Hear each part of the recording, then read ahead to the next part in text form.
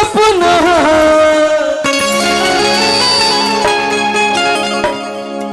दिलवा में सपना हजार काहे होला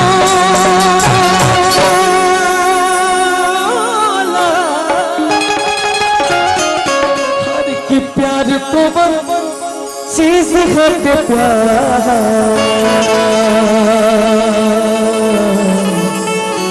काहे हो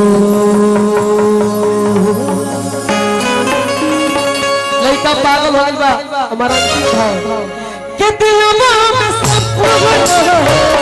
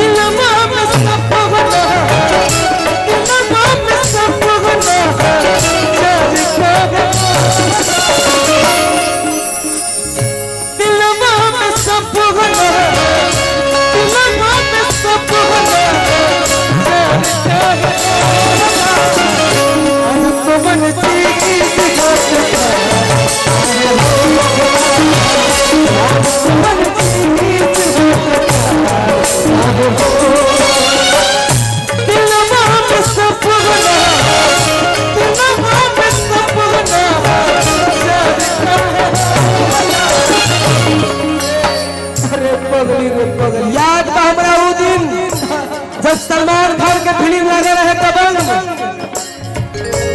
गाना के भाव ला गई मुन्ना भैया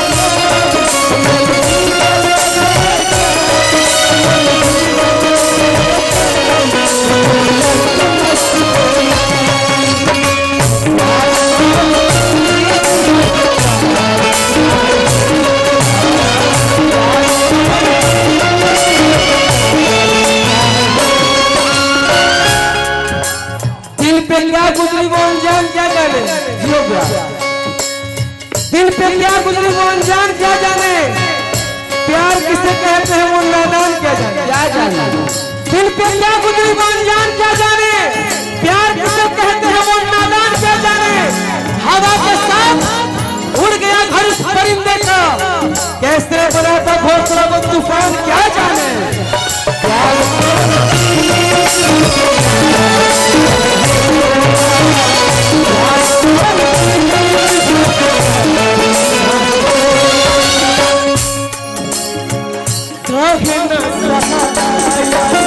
प्यार से जुदाई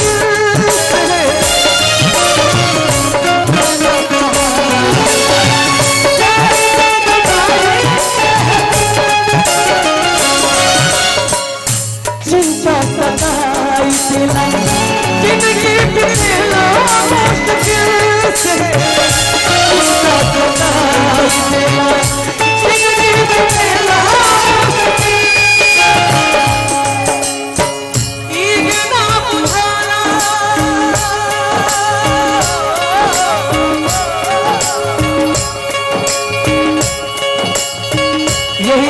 यही प्यार है आजकल प्यार को पैसे से तोड़ दिया जाता है वाह प्यार जब सन 2015 में संजीवनी में नहीं जाए हम टीम पर सन 2015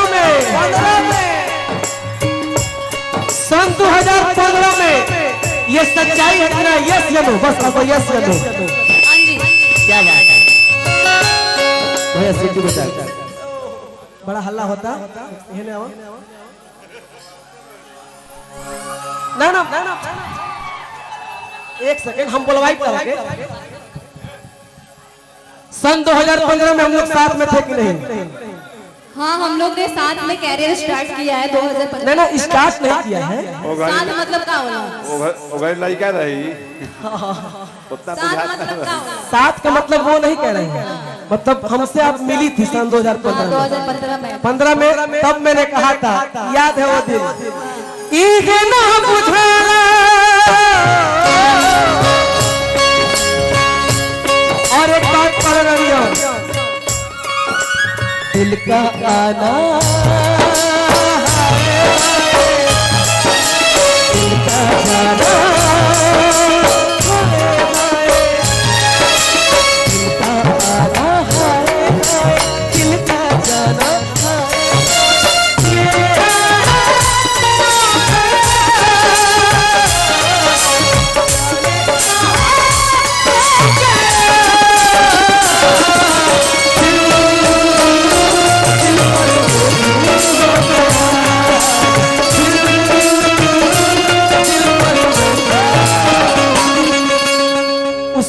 हम लोग दिल्ली के मेट्रो में घुमा करते थे। अरे झूठा, बहुत झूठ बोल रहा है लड़का। हमार फोन दिखाओ तो फोटो दिखाएंगे कि हम रुको 5 मिनट करके फोटो दिखाई, विश्वास कर बदलू। रुको ए विशाल रुको रुको हम दिखाई। ये हमार घर तुड़वाई हन विशाल। ओगर लड़का रही के चाहे तेरा घर तुड़वावल का हमार। तार घर तुरी बाप रे बाप, तुमसे प्यार करते हैं हम चाहते हैं कि तुम्हारा घर बस जाए, लेकिन नजर से नेह की शुरुआत होला, नजर से नेह की शुरुआत होला, मुंह माथे में खाली बात होला, प्रेम अमर होती ना होला जब दोनों प्रेम के मुलाकात होला। नजरिए हया हो, नजरिए गया हो, नजरिए हम मौत, नजरिए सजा हो, नजरिए नजर के नजर से मिलावेला, नजरिए के मारो के बचिए न पावेला। इनकरा हमरा से इतना मोहब्बत बाकी खुद के रोक ना पैला। का करी, तू रोके वाली चीज हो। अरे बाकी तरी मैंने उम्र में बड़ पड़ जाते रही। क्या क्या बोले, क्या बोले? 2015 में लड़का रही, बुझात ना रहे केहू के गोदी में ओकरी बैठ जात रहे। नहीं नहीं, आप एक बहुत अच्छी कलाकार हैं। अरे धन्यवाद, आप भी बहुत अच्छे कलाकार हैं। हमको आज पता चला जब आप बोली तो। हमको भी आज ही पता चला आप जब बोले तो। लेकिन दिल से प्यार से एक बार वहाँ जाइए। ई ना हो गया, कहाँ इधर आओ, इधर अरे वो तो है, मतलब दोस्ती से गले नहीं मिल सकती हैं। ना हटाओ तरह से तू का अपना बहन के बुलाओ तरी। हाँ मेरी नहीं मिलेगी। गला ना मिलूं तो बैठ जा। हाँ मैं बैठी, आ जा बहन आओ, आ जाओ। गला ना मिलूं तो हम बैठे में तो करता भाई, हमारा खातिर ये ठीक बिया। हां भाई तू क्या हो गलती तू जाते नहीं तो ठीक चले इस समय पे बैठा ही है। अगर न मिलते इस जीवन में एक जन्म दोबारा, अगर न मिलते इस जीवन में एक जन्म दोबारा। होने जा एकदम कोना धर्म कोना गोदी में बैठ जाएंगे बा।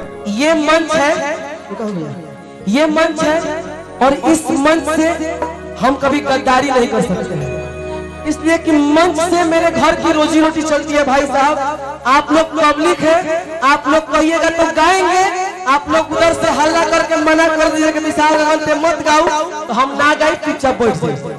कब ये गलती ना ना, तो हम लोग भगवान हो जाए भाई, रियल में भगवान है आप सब। भगवान पूर्वों को सुपरस्टार तो हम लोग बनावे देखो कैसे गला मिली।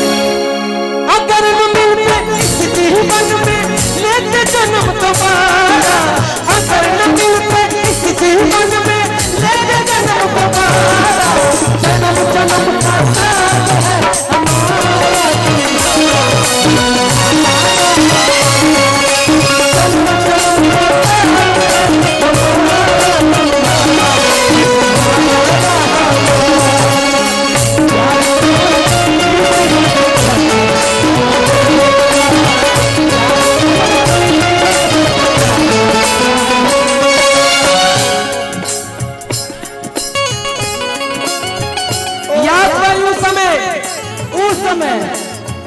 जब जन पार्क में इनका गोदी में सुतल होती, ओहो बार सुरा याद पारा उस समय कोनो रेस्टोरेंट में जीरा राइस कढ़ाई पनीर बटर रोटी और संगे संगे सलाद